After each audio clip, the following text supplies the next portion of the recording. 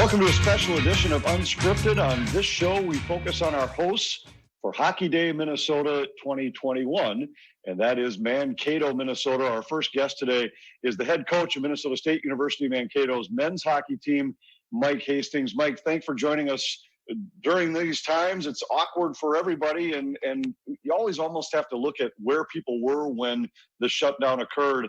You guys were poised for another tremendous finish to a season and heading into what would have almost certainly been your third consecutive top slot in the NCAA tournament, another tremendous season. What a turnaround and what a job program you have built down at Mankato. What was it like to have that season all of a sudden, in a blink, come to an end? Well, first of all, it's good to see you. I haven't been able to watch you do your stuff for a while. So it's good to see you. Reflecting back on that time is one that we're still dealing with, just because trying to pick up the pieces and make sure that we're putting the next foot in front of us that we should be. And at the end of that, it was picking up the pieces in a hurry because we had some guys that had made some commitments to come back for a very specific goal. And that was for our program to try and compete for a national championship, find a way to win our first NCAA game as a program.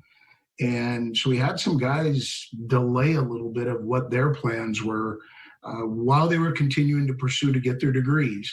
What we've all learned at this time is we don't get to control a lot of things in life. So it was one that we're still continuing to learn from. Trying to get the guys motivated for the next step is what we're focused on right now, and hopefully that comes sooner than later. I think sometimes people lose sight of exactly what you guys have built in Mankato. They look back at a disappointing finish in last year's tournament, and it's easy to say, well, they've had great regular seasons but haven't done anything in the postseason. When you keep in mind where the program was when you stepped in, it's pretty amazing to think that right now you were sitting, number 2 in the pairwise polls at this 31-5-2 for this season. This was a program that now 3 years in a row has really been among the NCAA's elite throughout the year. What's been the biggest key to building the kind of successful program that you've got now at Mankato? First of all, support. And none of us build anything of value alone.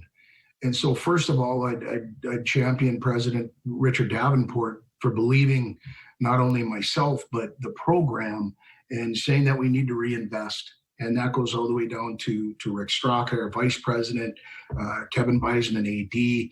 And then, I'll talk about my day-to-day. I'm surrounded by some very, very good people at what they do. Todd Connaught, my associate head coach, is, I think, one of the up-and-coming coaches in all of college hockey. Darren Blue, who played here, understands the footprint that I was walking into when I first got here. And then we've been able to build on some of the history, whether it's the David Backus, Ryan Carter, who guys that have come before, have really done a phenomenal job with myself and our program from day one when I ended up having the opportunity to take the job. They've been very supportive. You mentioned a couple of Mankato alums, David Backus and Ryan Carter. We'll hear from them a bit later in this show. But how important is it to have guys that have come through the program go on and have success in the National Hockey League in order to help build a program in the current day? Well, I think it's incredibly important for a couple of reasons. One, it legitimizes your developmental model. Are you preparing guys for the elite level? And another guy that's in that mix, just since I was here, because I coached against David, which I hated. I got to be honest. Coached against Carter. I didn't like that either. They were both pains on my backside when I was coaching against them, and now I'm using them as to help catapult our organization and our program to different heights. But a guy like Teddy Bluger comes in, and those guys get to tell a story. They tell a story about what it was like to be here, what it is in the community. I use a guy, Chad Brownlee, a great country western singer who's from Vancouver, has used his experiences here to write some very special songs about his time here. And they're all storytellers. That's the one thing that's great about hockey guys. They can tell a story.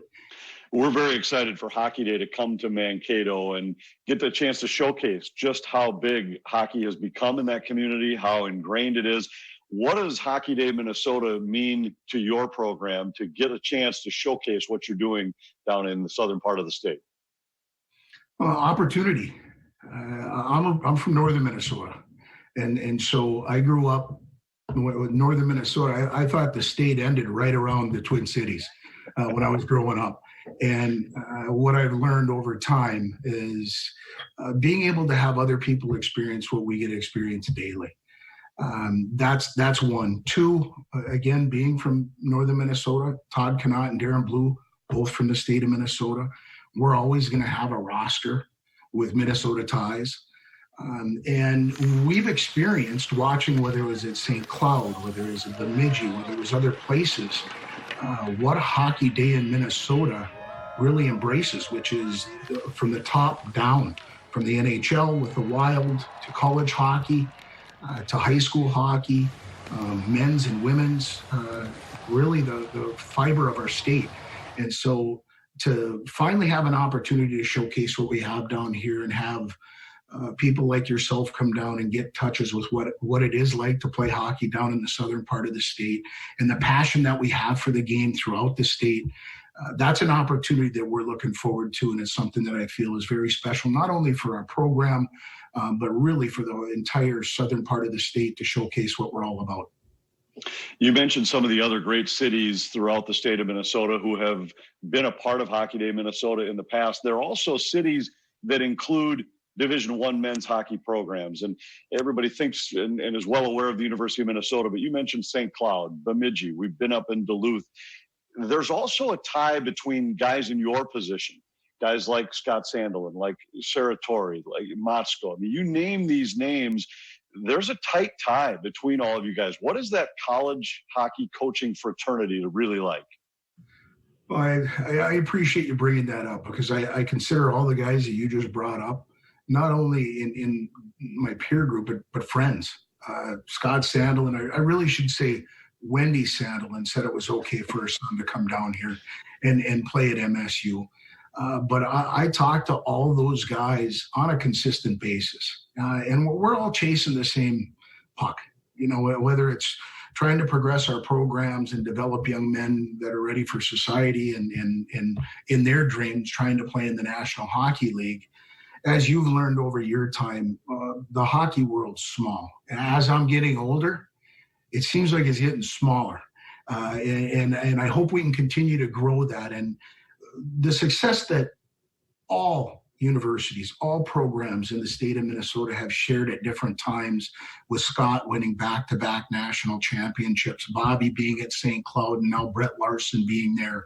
I was just on a Skype the other day or a Zoom call, as we're doing right now, with Brett, Sandy, myself, one of our assistants from the World Juniors, and we were just talking hockey. And so those relationships have been built over a long period of time. And we've learned when you need somebody, you need to invest in that every day. And at times we all need each other. And so very proud to be part of that group. I get to learn and steal a lot of things from those bright minds. I'd never tell them that. But that's what happens when we get an opportunity to get on calls like I referenced earlier. I just think they're all phenomenal people, and they're very good at what they do, and we're fortunate within this state to have those coaches. Tremendous guys, all of them, too. I've enjoyed my time working with all of them and enjoyed the conversation with you today. Thanks very much for joining us. Stay safe during this time. Hopefully we'll see you around the rink sometime soon. All the best, Anthony. Thanks for your time. That's Minnesota State University head coach Mike Hastings.